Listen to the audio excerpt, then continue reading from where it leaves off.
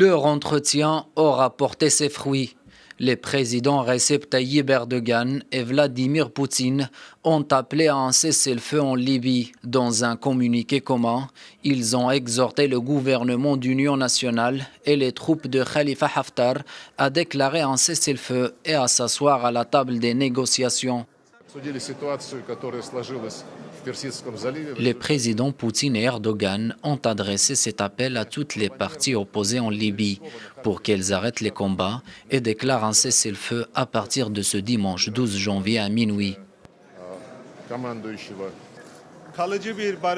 La Turquie va poursuivre ses efforts avec son partenaire russe ainsi qu'avec toutes les parties en conflit afin d'établir la paix d'une manière permanente. Cet appel est d'autant plus inattendu que les deux pays s'opposent en Libye. La Turquie défend le gouvernement d'union nationale alors que la Russie appuie le maréchal Haftar. Malgré le déploiement de leurs forces sur le terrain, les deux parties annoncent avoir décidé de prendre l'initiative pour faire cesser les hostilités.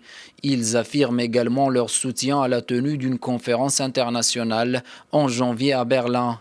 Conférence qui doit permettre de relancer le processus politique sous l'égide des Nations Unies. L'ONU qui a apporté son plein soutien à l'appel des deux présidents.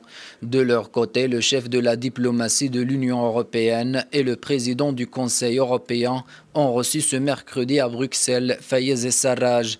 Les deux responsables ont promis au chef du gouvernement libyen que l'Union européenne intensifierait ses efforts pour trouver une issue pacifique au conflit.